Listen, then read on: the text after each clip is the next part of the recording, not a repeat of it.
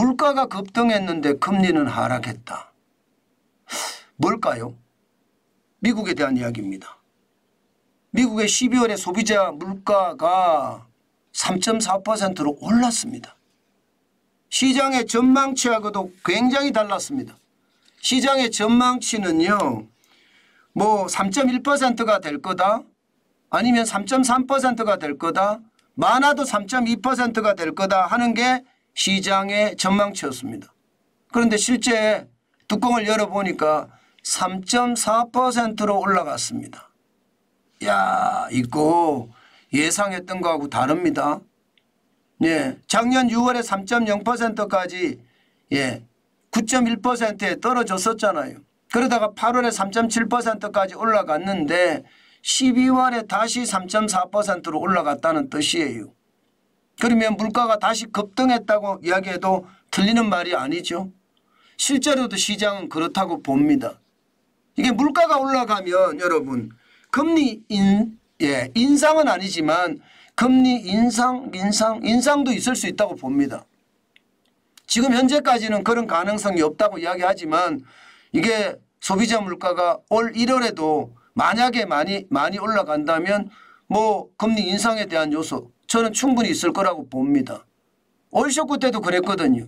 올 쇼크 때도 이제 물가 잡은 것 같아 하고 금리를 더 이상 안 올렸더니 금리가 확 올라가서 말입니다. 물가가 확 올라가서 금리를 다시 올릴 수밖에 없었거든요.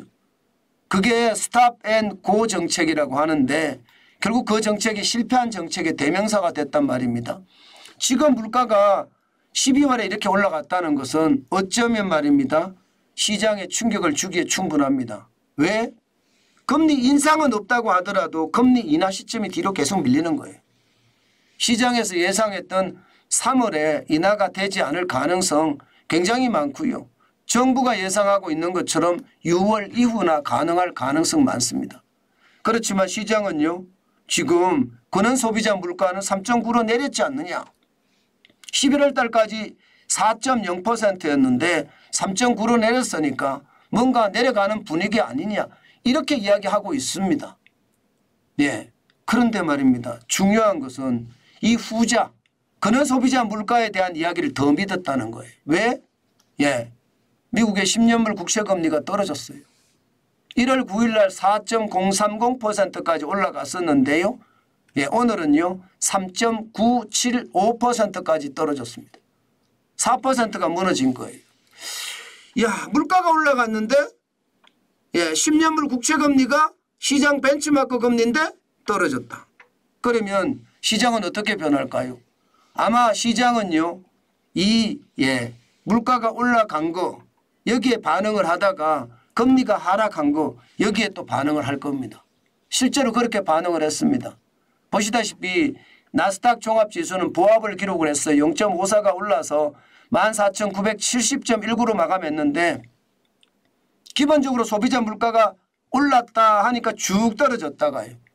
그러다가 국채금리가 내렸다 하니까 쭉 올라가서 보합을 기록했습니다.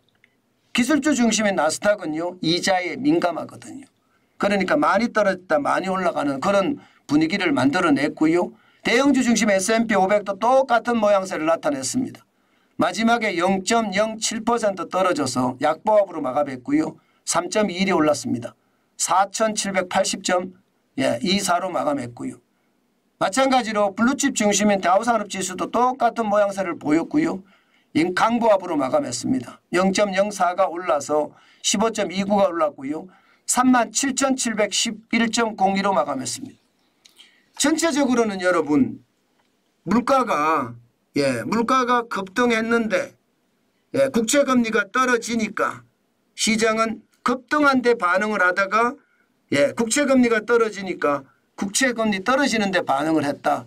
뭐 이렇게 정리하면 될 것 같고요. 기본적으로는요. 시장에서 보는 금리 인하 시점 이게 지금은 가장 큰 이슈거든요. 금리 인하 시점이 3월이냐 아니면 6월이냐 아니면 6월 이후냐 이게 시장의 가장 큰 화두입니다.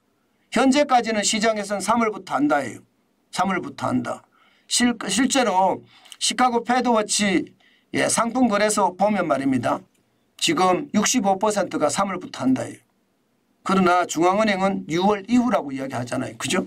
그러니까 우리가 시장을 굉장히 독하게 볼 필요가 있습니다. 좀 더 시장을 더 봐야지 알겠지만 물가가 저게 잡혔느냐. 그런 물가가 떨어졌으니까 뭐 잡혔을 수도 있다고 이야기는 하는데요. 글쎄요. 저는 이자 앞에 장사 없다고는 말 지금도 유효하다고 보고요. 시장의 움직이면 변동성을 가지고 움직일 거다. 저는 그렇게 생각합니다. 오늘 우리 시장도 비슷할 겁니다. 미국 시장의 변동성 그대로 우리 시장으로 옮겨 놓을 겁니다.